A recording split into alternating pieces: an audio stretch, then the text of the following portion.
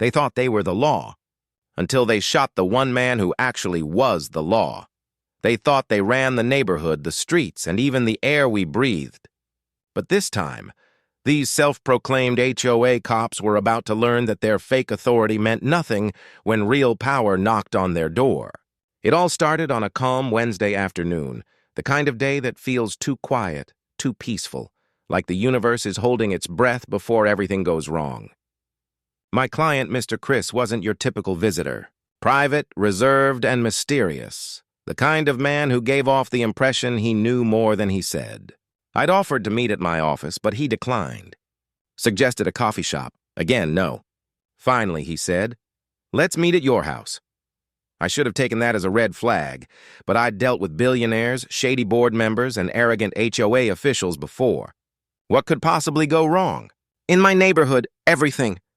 You see, privacy didn't exist here thanks to Karen and her so-called HOA security task force. They weren't just enforcing community rules. They were running their own little dictatorship. Matching hats, radios, shiny badges they probably ordered online, all pretending to be law enforcement. They even held meetings in Karen's driveway, where she'd bark orders through a megaphone about illegal mailbox colors or grass being half an inch too tall. People laughed, sure, but no one dared cross her. Crossing Karen was like declaring war. That day, I set everything up perfectly.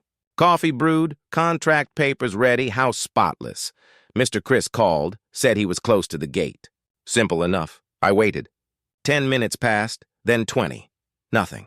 No sound of a car, no knock, no message. I told myself he might be on another call, or maybe he stopped for gas. But my gut was already uneasy. Then a single loud bang shattered the silence. My heart dropped. Seconds later, my phone buzzed, a message in the neighborhood group chat. "What's happening at the gate? Why are those guards shouting?" I ran to the window, but all I could hear were faint screams. I grabbed my keys and bolted outside. The air grew heavy as I sprinted toward the entrance, and then I saw it. Mr. Chris's black sedan parked sideways at the gate, door open, chaos all around. 2 HOA enforcers stood over him, men who thought reflective vests made them cops. And there on the ground was Mr. Chris, clutching his leg as blood soaked through his pants. I froze. They'd shot him. He refused a vehicle search. One of them barked, while the other shouted back about protocol, as if that justified everything. Neighbors were gathering fast, recording, whispering. The sight made my stomach turn. I ran forward, yelling, "What the hell did you do?" One of them flinched. The other pointed his shaking gun toward me, shouting, "Step back!" Cameras were out everywhere now. People yelling, "Call 911!" I dropped to my knees beside Mr. Chris, pressing my jacket against his wound to slow the bleeding. "Hang in there, sir," I said, my voice trembling. He wasn't panicking, just furious, his face pale but calm, like a man silently counting down the seconds until justice arrived. The guard repeated, "Back away from the suspect," and I snapped, "Suspect? He's my guest! You shot him for not letting you search his car? Who do you think you are, Border Patrol?" The man's jaw tightened, but before he could respond, the sound of sirens tore through the air. Real police.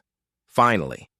As they arrived, the wannabe officers started panicking, whispering excuses to each other. "He lunged at me," one said. "He resisted," the other added too quickly. But no one was buying it. The crowd had video proof. The real cops stepped out, looked around at the chaos, and the truth hit instantly. The man bleeding on the pavement wasn't just another neighbor. This was about to become a national story. By the time the ambulance arrived, the fake HOA officers were already trembling. Their faces pale, their hands shaking, realizing they'd crossed a line they could never undo. As paramedics lifted Mr. Chris onto a stretcher, he didn't scream or curse. He just stared at them, silent but deadly calm. The kind of calm that makes grown men sweat. I remember thinking these idiots just shot the wrong man. The next morning, my phone exploded with messages. Videos from last night were everywhere. The caption read, "Fake HOA cops shoot visitor." But within hours, the truth detonated. Mr. Chris wasn't just any visitor. He was a federal judge, Judge Christopher Lang. The moment that headline hit, our entire community went up in flames. Every homeowner who'd ever been harassed by Karen's self-appointed army suddenly found their voice. News vans crowded the street, helicopters hovered above, and the HOA office turned into a crime scene. And then came the sound that silenced everyone. The low growl of black SUVs rolling through the neighborhood. FBI, U.S. Marshals, real law enforcement. The fake security task force was rounded up on the spot. Weapons confiscated, files seized. The HOA's so-called command center, sealed and labeled federal evidence. Karen tried to talk her way out, but no one was listening. She stood in her driveway, frozen, her megaphone clutched in one hand like a useless relic. The same woman who once barked orders at neighbors now stood speechless as agents boxed up her empire. The rest of the neighborhood watched from their porches, filming, whispering, cheering quietly. Justice had finally arrived. When the investigation began, I was called as a key witness. I told them everything. The fake patrols, the intimidation, the guns, the control. Every ugly detail.